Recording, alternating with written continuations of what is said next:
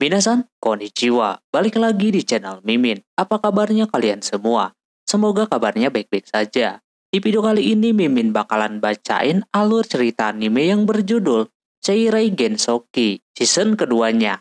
Buat kalian yang belum tahu atau belum nonton season pertamanya, dipersilahkan untuk menonton terlebih dahulu. Linknya ada di deskripsi video ini. Atau klik di atas ini teman-teman.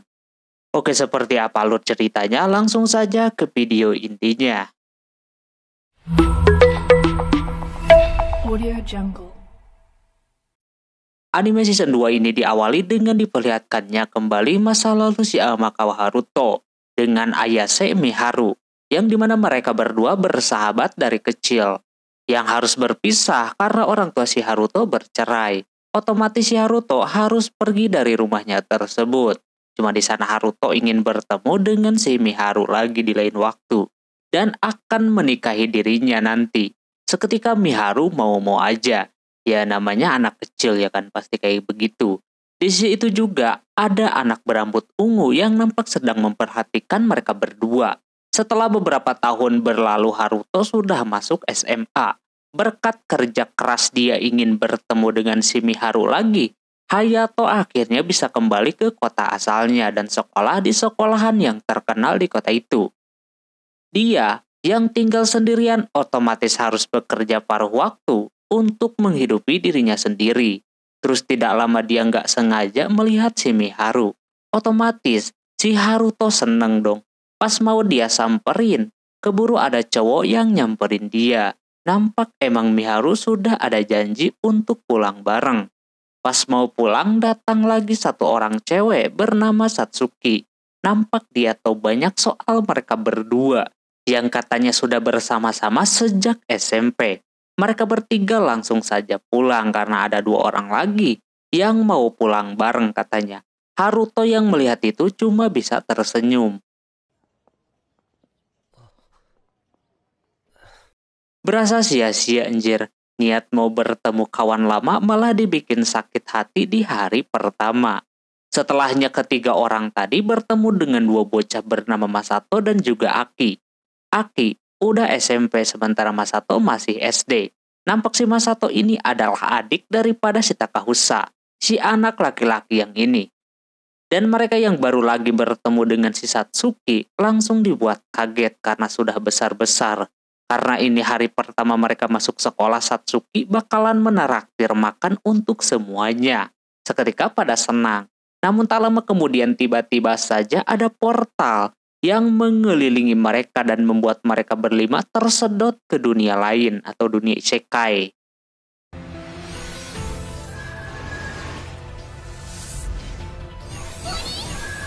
Makanya terakhir banyak sekali muncul banyak warna di langit sana, kemungkinan kelima orang tadi. Jadi kelima anak ini sebenarnya datangnya lebih dulu dibandingkan si Haruto. Dia ke isekai ketika udah kuliah kalau gak salah ya kan, ketabrak keretasan. Nah karena Aisyah merasakan sesuatu alhasil si Haruto disuruh untuk ke tempat cahaya tadi. Di sisi lain terlihat Miharu, Aki dan Masato mereka bertiga aneh dengan posisinya sekarang. Mengecek HP pun tidak ada gunanya. Yang ada malah ada orang yang membawa mereka bertiga. Si Haruto yang mau menuju ke tempat tujuan nampak ada aura hijau di depannya. Kata dia itu seperti dimensi gitu dan kebetulan dia lihat ada handphonenya si Miharu yang tertinggal di sana. Mereka bertiga dimasukkan ke dalam penjara untuk dibawa. Di sana juga ada bocah lain yang diculik. Sementara si Miharu ditempatkan di tempat yang berbeda. Miharu yang meminta untuk tidak dipenjarakan sayangnya kagak ngaruh karena bahasa di dunia itu berbeda. Tak lama kemudian, Haruto yang baru datang ke sana langsung orang ini cepat-cepat menutupi kendaraannya. Haruto melihat di sekitarnya, kalau terjadi keributan bisa berbahaya. Cuma dia coba nanya baik-baik kalau dia lagi nyari orang yang mempunyai HP ini. Nampak tidak ada yang mengaku. Sampai akhirnya pas dia mau balik, tiba-tiba Haruto mendengar suara orang ngomong menggunakan bahasa Jepang. Dia auto terdiam dan dia akan mengambil bocah itu. Seketika si Haruto langsung dikepung. Haruto tadinya kagak mau pakai kekerasan. Dia ingin bernegosiasi dengan ketuanya. Karena bakalan sulit, dia pun mencoba untuk melawan para kroco-kroco tersebut.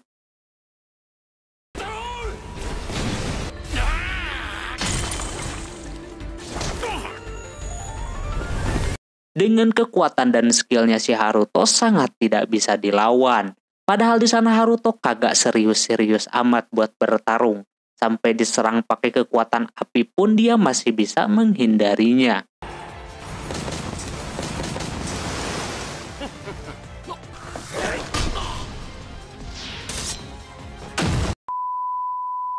Sampai akhirnya dia berhasil berhadapan dengan ketuanya. Lalu karena ketakutan dia pun sampai ngompol kayak begitu. Haruto pengen orang-orang yang ada di dalam mobil dikeluarkan semuanya. Dia cepat-cepat menyuruh bawahannya melakukan hal itu. Di sana Aki dan Masato dibuat kaget karena Haruto bisa mengerti bahasa Jepang. Haruto bakalan menjelaskannya nanti. Dia nanyain teman mereka yang lain, katanya ada di kendaraan sebelah. Pas sama si Haruto dicek, dia dibuat kaget kalau orang ini adalah Miharu. Dia aneh kenapa Miharu bisa masuk ke dunia ini juga. Karena kagak mau berlama-lama di sana, si Haruto membawa ketiga bocah ini menjauh dari sana. Terus dia berkoordinasi dengan si Aisyah kalau dia udah berhasil menyelamatkan orang yang dia maksud. Selanjutnya Aisyah disuruh sama si Haruto untuk ketemuan sekalian membawa si Celia. Nampak kelihatan Miharu sangat terkesan dengan matahari yang mau terbenam itu. Lalu dia mau berterima kasih kepada si Haruto karena sudah menyelamatkan mereka bertiga. Sekaligus, di sana mereka berkenalan. Haruto tidak menyembunyikan namanya, dia mengakui kalau namanya adalah Haruto. Setelah menyebutkan namanya, kelihatan si Aki rada kesal mendengarnya. Sepertinya Aki ini adalah adiknya si Haruto di dunia sebelumnya. Lalu emaknya nikah lagi dan punya anak si Masato. Makanya Aki dan Masato ini adik kakak dan kemungkinan besar si Takahusa itu juga ada hubungannya dengan si Haruto. Atau gimana guys, coba yang tahu siapa si Aki dan si Masato ini bisa tulis di kolom komentar biar dikasih paham. Intinya seperti itulah. Aki mencoba positive thinking kalau Haruto ini bukanlah Haruto yang mereka kenal. Begitu juga si Michan yang kaget mendengar namanya adalah Haruto. Setelah itu si Haruto mau membawa mereka ke tempat aman terlebih dahulu. Tak lama kemudian setelah udah mencari tempat yang cocok, si Haruto pun mengeluarkan rumah yang pernah dia bikin sebelumnya, yakni dari batu. Walaupun bentukannya kecil tapi dalemannya lumayan luas. Tak lama pula datang si Celia sama si Aisyah. Ketiga orang ini terkejut melihat Celia dan Aisyah bisa terbang. Celia merasa senang karena si Haruto baik-baik saja. Tidak lupa juga dia mengenalkan ketiga orang ini kepada Celia kalau nama mereka adalah Ayase Miharu, Masato dan juga Aki. Dia juga memperkenalkan diri kalau dia adalah Celia, gurunya si Haruto. Tapi keduanya tidak mengerti bahasa satu sama lainnya. Alhasil sama si Aisyah diberikan kekuatan kepada si Celia sama si Miharu biar mengerti bahasa satu sama lain. Dan itu langsung berhasil. Katanya dia bisa melakukan itu karena si Haruto bisa berbahasa Jepang. Jadi dia bisa menggunakan kekuatannya biar paham satu sama lain. Lalu habis itu Aisyah sudah lapar pengen makan, jadinya masuk dah ke dalam. Di dalam sana nampak emang lumayan luas. Si Haruto juga udah mempersiapkan tempat pemandian air panas untuk mereka. Alhasil cewek-cewek mandi terlebih dahulu. Terlihat di sana si Celia mengobrol dengan si Miharu tentang si Haruto yang kata si Celia nama aslinya adalah Ryo. Terus juga si Miharu baru ngeh kalau si Aisyah ini adalah roh bukan manusia. Di sisi lain Haruto sedang menyiapkan makan untuk yang lain. Masato bertanya soal situasi dan tempat saat ini. Dia merasa kalau dia masuk ke dalam sebuah game RPG. Cuma Haruto kagak bisa memastikan itu. Sekarang mungkin bedanya kalau masuk ke dalam game ini tidak ada tombol exitnya. Tak lama kemudian para cewek pun sudah selesai mandinya. Dan dibuat kaget pula dengan penampilan si Celia yang menggunakan baju olahraganya si Aki. Kebetulan Aki baru beli. Dan Celia juga baru pakai baju ginian yang menurutnya sangat enak. Habis itu mereka pun makan terlebih dahulu, sambil sedikit ngobrol juga di sana yang dimana sebelumnya ada beberapa cahaya di beberapa sisi. Celia curiga kalau kemunculan legenda 6 dewa bijak bakalan muncul kembali. Si Haruto agak sedikit memikirkan itu juga, karena kalau dilihat emang hampir sama ada beberapa warna. Lalu setelah 1000 tahun pasca perang dewa dan iblis, akan muncul legenda 6 dewa bijak itu. Makanya bisa saja itu terjadi. Dia juga agak kurang yakin kalau itu terjadi.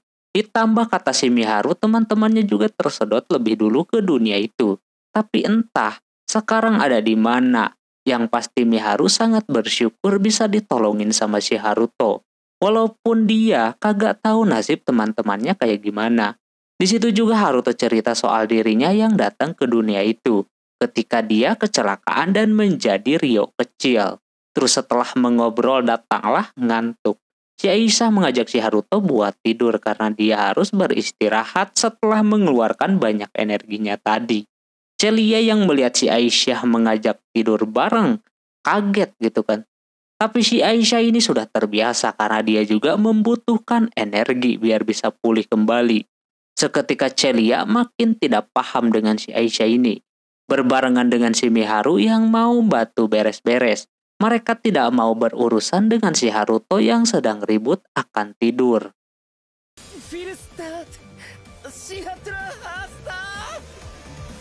Setelah itu dikasih taulah alasan kenapa si Aisyah ini suka tidur berdua dengan si Haruto. Secara karena dia roh, jadi untuk mengisi energinya yaitu mengambil energi yang ada di dalam tubuhnya si Haruto. Maka dari itu, dia tidak bisa terpisahkan. Tapi kata si Celia, sangat tidak baik kalau sampai tidur berdua. Apalagi ada 2 bocah di sana. Nah terus tiba-tiba saja dia berpindah tempat kepada si Miharu. Karena katanya Miharu walaupun energinya tidak banyak, tapi dia bakalan mengisinya di sana. Haruto kaget kalau Miharu mempunyai energi sihir juga. Miharu senang kalau semisal dia berguna. Lalu karena begitu si Haruto meminta si Miharu untuk tidur berdua saja dengan si Aisyah. Dia tidak masalah sementara Aki dan Masato karena mereka berdua adik kakak terpaksa tidur satu kamar saja. Mereka kagak masalah asalkan Masato menjaga kebersihan kamarnya. Sementara Celia dan Haruto kebagian di lantai 2. Tanpa basa-basi Haruto langsung saja menuju ke kamarnya. Tapi si Celia seperti rada gelisah di sana. Di sisi lain Haruto tidak langsung tidur. Dia masih aneh dengan Miharu yang ke dunia itu juga. Dia berpikir bagaimana kalau dia mengakui kalau dia adalah Haruto sahabat kecilnya. Tapi di satu sisi dia tidak mau jadi Haruto lagi. Haruto yang dia kenal sudah meninggal akibat kecelakaan. Sekarang dia sudah mengganti peran menjadi Ryo. Misi dia sekarang mencari orang yang sudah menghabisi emaknya. Dia bakalan membuang jauh-jauh Amakawa Haruto. Tak lama kemudian datang si Celia yang mau mengajak si Haruto mengobrol. Karena tadi dia mau ngobrolnya kagak enak. Sembari ngeteh mereka mengobrol lah berdua. Karena udah lama juga mereka kagak ngeteh bareng. Di situ dia ingin menanyakan soal apa yang telah si Haruto lakukan ketika berpisah dengan si Celia. Dan juga dia ingin tahu pertemuannya dengan si Aisyah. Karena kelihatan cemburuannya dia mengalihkan ke yang lain dan penasaran juga dengan kehidupan sebelumnya yang si Haruto maksud. Di sana Haruto buka-bukaan lah ya kan dia menceritakan bagaimana kehidupan sebelumnya. Seperti apa kata dia, Haruto memiliki kehidupan yang hampir sama dengan si Miharu. Makanya dia mengerti soal bahasa Jepang. Lalu karena pernah hidup di dunia yang sebelumnya, otomatis si Haruto mempunyai ingatan itu. Nyambung kepada pertemuan pertama mereka di desa kecil, kala itu Ryo masih bocah. Pada saat itu, dia sudah memiliki ingatan di kehidupan sebelumnya. Pantas saja si Haruto katanya pemikirannya macam orang dewasa. Wong dia meninggoinya ketika umur 18 tahun. Lebih tua dari si Celia sekarang. Tapi umur si Ryo sekarang udah menginjak 16 tahun. Jadi begitulah kisahnya. Yang datang ke Isekai masih mempunyai ingatan di kala dia di bumi. Si Celia tidak lupa berterima kasih juga karena telah menculiknya. Kalau tidak, entah dia bagaimana sekarang. Dia senang berada di sana. Tapi di satu sisi, dia ingin mengabari kepada ayahnya kalau dia sekarang baik-baik saja. Haruto menyarankan untuk membuat surat saja. Nanti sembari ke pusat kota Amando, sekalian bikin surat untuk bapaknya. Sementara itu di sisi yang lain, tepatnya di kerajaan Beltrum, ada Reis dan juga Charles. Nampak dia masih memikirkan soal si Celia yang diculik. Charles merasa kalau yang nyulik si Celia sudah diatasi sama si Fred sebelumnya. Karena emang jejaknya juga sudah hilang. Tapi sayangnya jejak si Celia masih belum ketemu juga. Reis berpikir kalau Haruto tidak bakalan semudah itu dikalahkan. Atas kenekatannya, kemungkinan dia menghilangkan jejak. Terus Reis ngomongin soal pahlawan yang kemungkinan bakalan muncul di kerajaan Beltrum, tepatnya di ibu kota yang lain alias di kediaman si Flora. Bakalan muncul satu pahlawan. Charles sebenarnya sangat kontra akan pahlawan yang menurutnya semua pahlawan itu pengkhianat karena bekerja sama dengan kerajaan Galarax. Namun anehnya, dia kemarin mengundang salah satu orang yang kuat bernama Lisolete, yang dimana ini anak disegani walaupun umurnya masih 15 tahun. Tapi Reis merasa kalau dia salah satu ancaman yang harus dia singkirkan. Di sisi yang lain masih di kerajaan Beltrum, tepatnya di rumah si Flora atau di ibu kota yang berbeda. Di sana ada satu orang yang sedang makan dengan lahap. Kelihatan ini anak rada-rada. Orang-orang yang ada di situ menyebutnya dengan pahlawan. Mungkin ini yang dimaksud si Charles tadi. Orang ini diambil dari bumi juga. Kebetulan dia otaku atau wibu yang lagi lihat artikel. Terus tiba-tiba saja dia tersedot ke dunia lain.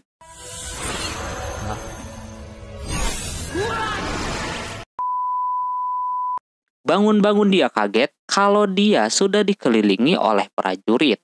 Selama Flora dan Duk sang wali datang ke hadapannya. Orang ini kaget ketika dirinya dipanggil pahlawan oleh si Flora. Karena dia yakin kalau orang ini benar-benar pahlawan sesuai ramalan 1000 tahun akan muncul pahlawan baru. Dan ini orangnya. Ditambah lagi ini anak mempunyai pedang katana. Udah tidak diragukan lagi. Orang ini mulai pede. Melihat Flora seperti berharap banyak, dia yakin kalau pahlawan berada di jajaran atas, maka dari itu dia bersedia menjadi pahlawan. Nama dia adalah Sakata Hiroaki. Di sana dia seenaknya banget, mentang-mentang bakalan jadi orang yang diandalkan, dia ingin meminta yang lebih. Intinya pengen di atasnya pahlawan lah gitu. Terus juga dia menanyakan soal kepulangannya. Apakah dia bisa balik lagi atau kagak? Cuma Flora tidak bisa memastikan hal itu. Steward yang jadi seorang penjaga kesal melihat tingkah si Hiroaki. Tapi si Duk di situ malah membelanya. Lalu dia bakalan menceritakan apa yang harus dia kasih tahu kepada si Hiroaki.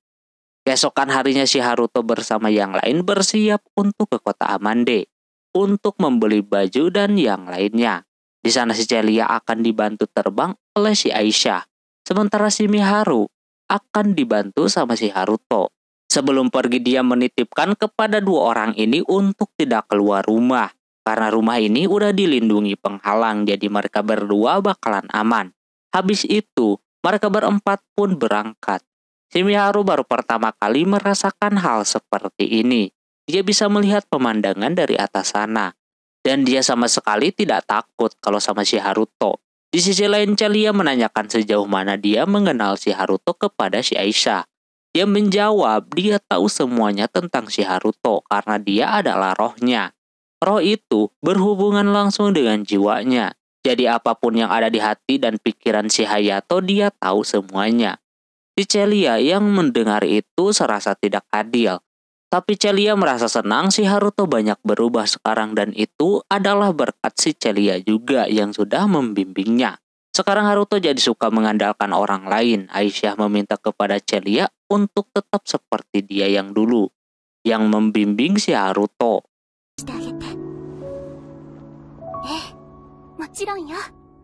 Tak lama setelah sampai di sana, tidak lupa si Haruto untuk melakukan penyamaran karena sangat berbahaya kalau mereka datang dengan penampilan seperti itu.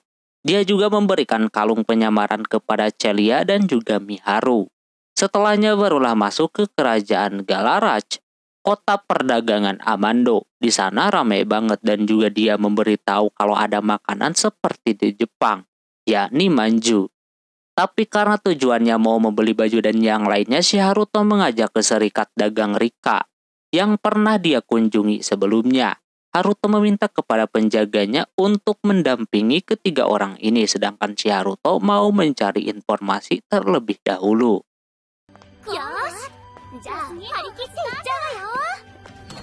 Dia coba nanya-nanya ke warga soal pahlawan yang muncul, tapi nampak ketika dia tanyain jawabannya nihil semuanya.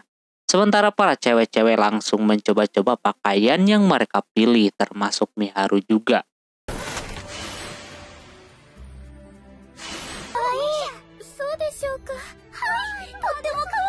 Setelah mendapatkan yang cocok, si Celia mau mencari alat tulis terlebih dahulu, sedangkan Miharu mau pilih-pilih daleman. Kebetulan si Haruto mendekatinya dan kaget si Miharu lagi milih-milih kacamata.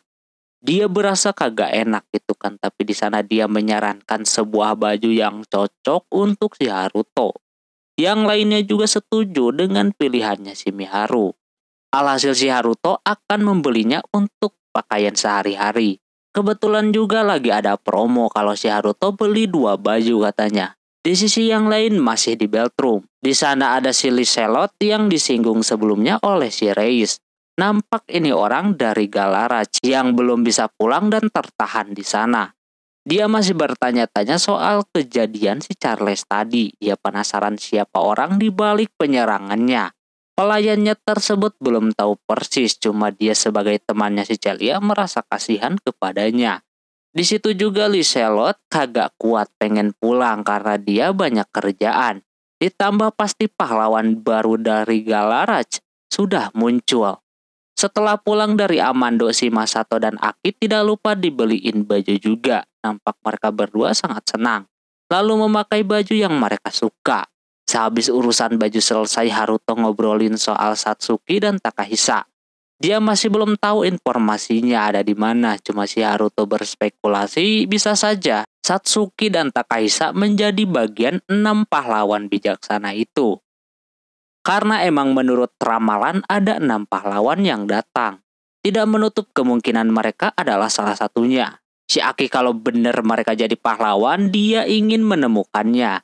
Cuma si Haruto menyarankan kepada Aki dan yang lainnya untuk belajar mengenali tempat itu dulu dan juga bahasanya. Biar enaken. Kalau ngandelin si Aisyah terus, kasihan juga ya kan boros-boros energi. Si Miharu sih tidak masalah. Cuma Masato berasa malas mau di tempat macam isekai pun mesti belajar. Tak lama si Aisyah udah lapar. Jadinya si Haruto langsung memasak. Kali ini dia mau masak masakan Jepang. Dibantu oleh si Miharu di sana. Aki yang melihat si Miharu dengan si Haruto merasa aneh. Karena yang dia tahu kalau si Miharu itu sangat sulit menangani cowok. Tapi sekarang dia bisa kalau sama si Haruto. Habis itu mereka pun makan bersama seperti biasa.